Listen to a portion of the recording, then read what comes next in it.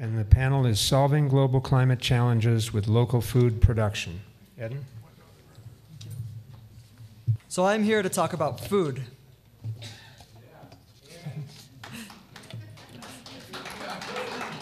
All right. Food is an amazing thing.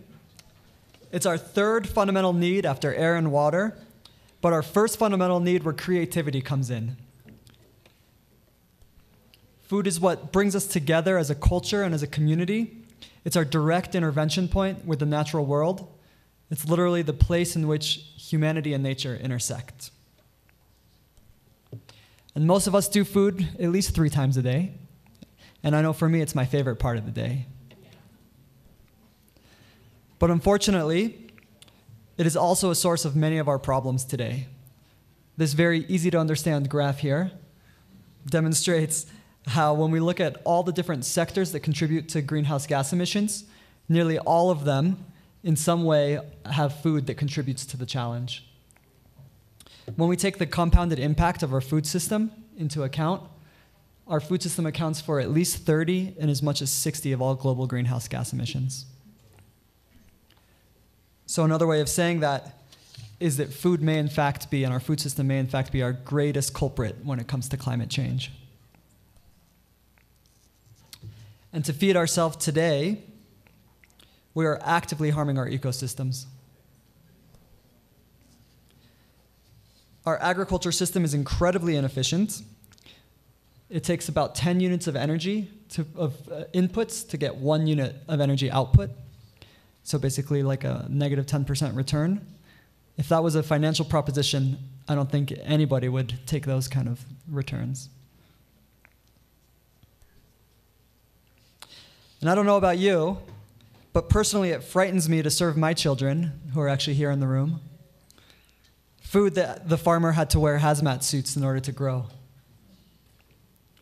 And for anyone that was at the Iowa panel yesterday, we learned from Merlin that in Iowa, 46% of children have chronic illness as a result of this agricultural system. That's almost 1 in every 2 children. How is that acceptable? Overall, this way of feeding ourselves is getting old. It's actually literally getting old.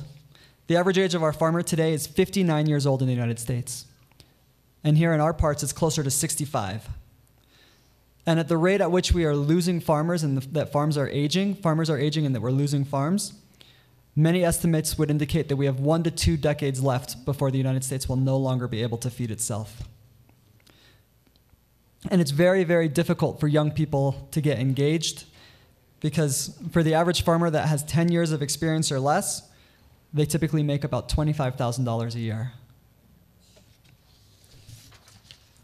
So all this paints a pretty bleak picture with our food system.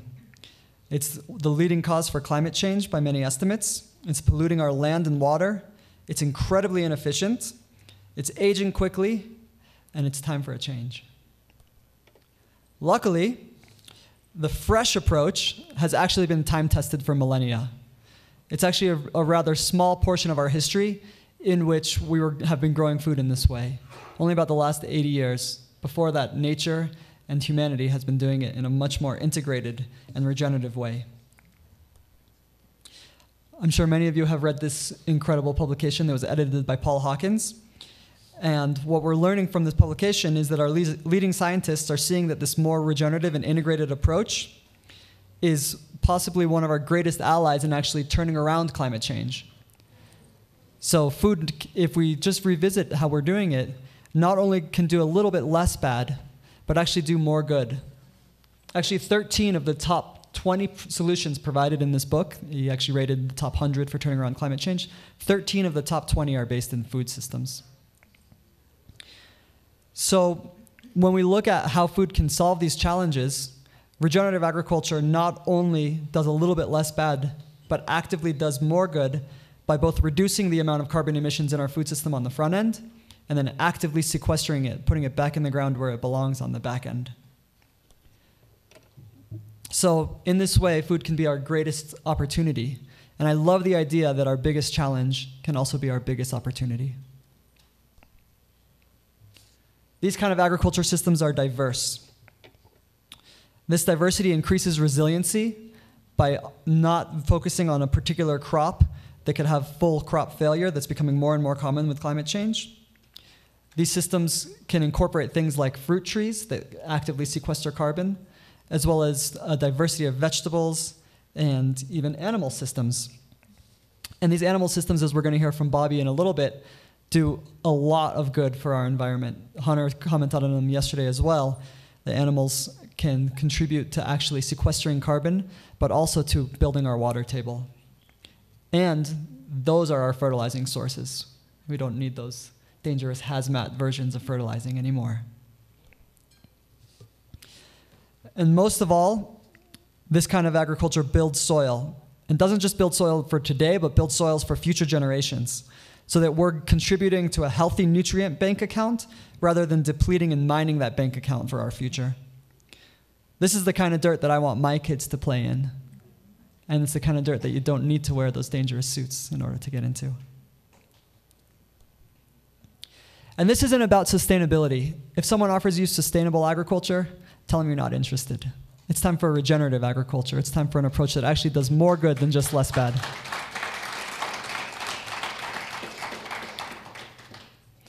Because we have the potential to not just do a little less bad, or even just to perpetuate the way things are right now, which is what sustainability is about. We have the potential to actually do more good. And the system is great for our health as well. But perhaps most importantly, this kind of regenerative and localized agriculture attracts young people. In Colorado, regenerative agriculture that's based in local communities is the only growing field of agriculture that's decreasing in age. So it's the only place where we're getting more young farmers, besides the marijuana industry. And there was a survey that recently went out and found that millennials, of their top 10 career pathways that they're interested in getting into, agriculture actually made the cut of the top 10. So there's a lot of interest to get into the field. There's farmers that really, really want to actively get into this. And this is a platform that actually is a way to make it happen. The diverse yields have also been proven to show that we can also increase revenues. And more than just the revenues from the diversity of yields and the resiliency that those create, there's kind of auxiliary benefits and auxiliary revenues that can really increase the picture for the local farmer. I was lucky to be appointed to the Colorado Parks and Wildlife Commission by Governor Jared Polis recently. Thank you. And we get to work with a lot of other groups in Colorado. I'm so proud of our governor. We're doing some really great work here. And the Colorado Office of Tourism has actually seen agritourism, or tourism based in agriculture, as one of our top priorities. We see it as such a strong economic opportunity for our state and for our culture that it's become one of the top priorities of the Colorado Office of Tourism. And these kind of clean farms, regenerative farms, also attract young people to the farms. And by attracting young people and by attracting families, this sort of auxiliary yield creates a substantially more profitable revenue source for farmers. Right? We can grow radishes all year long, but you have one whiting on your farm, and that's many years of radishes combined. So with integrated farming, we get healthy food, increased revenue, diversified yields, restored water tables, new young farmer, carbon sequestration, and healthy soils for future generations. And that's how the source of our creativity should be, right? As food is the source of our creativity. But for me, what is most exciting about this kind of agriculture is that it is a source for actually creating connection. And I believe that connection, or the lack of connection, is what got us into this climate crisis in the first place. Thank you. The fact that we've disconnected from our ancestors, and disconnected from our land and from our future generations, started to see the world in integrated ways rather than in interconnected ways, what got us into this challenge. And food and these localized regenerative agriculture systems have the opportunity to re-bridge that connection to where our food comes from, connection to each other, connection to our fellow creatures, and connection to our future, to those that our decisions actually impact, to those that are not yet born. And even if we didn't have a climate crisis today, I believe that this would be very worthwhile and something that we should all do. I believe that this kind of food production, this localized community-based food production, is also kind of a gateway drug for creating climate activists. The nonprofit that I get to run, called the Farm Collaborative, is actively engaged in a capital campaign today. We're raising $6 million to build out an open source franchise thought leadership learning center so that this kind of work can be replicated nationwide by millennials and by others that want to get into the field. Yeah. Thank you. And what we found is that to date, 30% of our donors are actually first-time climate supporters. So they've never given to the environmental field before. Most of these people have given to arts and entertainment or to other causes. And this is the first time they're stepping into the field of environmentalism. Many of them are actually Republicans, which is fantastic as well. And so as a result of having this diversified funding source, we've been able to, in this first year of our campaign, raise 4 of the $6 million that we're targeting.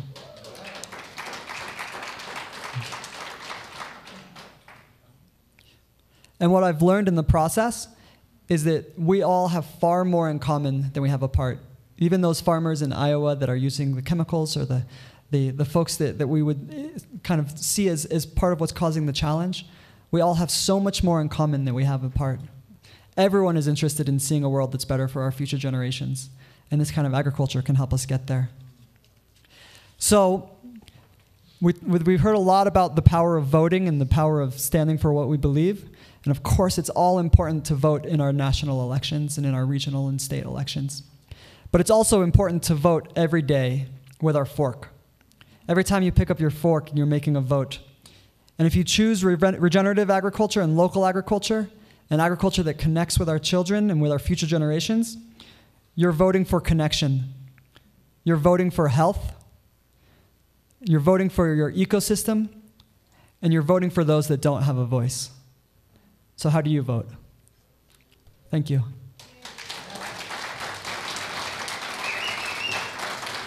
So I'll take a couple questions while the panelists are coming up.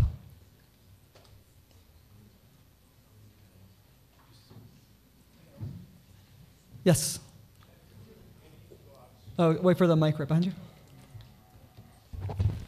Have you given any thought, and I'm sure you have, to actions, I'm sure your organization is one of them, that could be taken to speed this transition? The lowest cost, most effective global actions. What would be your 10 top? There's not enough time right now, but I'm curious. Institutional acupuncture, as Amory Lovin says. Yeah, so I get to work with 2 organizations that are taking action that's based in scale and spread as quick as possible. So the first is for the Farm Collaborative, and we have the open source franchise that will aim to set up these kind of centers that can support local farmers in making this happen at speed and scale. There's also great organizations like the Savory Institute that's doing it on a more institutional and corporate level. I also work with the Two Forks Club, which is a venture philanthropy group. And we make 0% interest loans to farmers and food entrepreneurs that have their focus on soil. And that model is actually spreading so quickly that we now have 5 other groups in the region that have reached out to us to umbrella them as they are getting started to create a similar kind of venture in their own area. So there's many, many solutions. The trick is not actually creating more solutions. It's to create kind of an alliance and cohesion amongst the solutions. And so one of my kind of biggest hopes is to see the movement really work together more collaboratively and more cooperatively.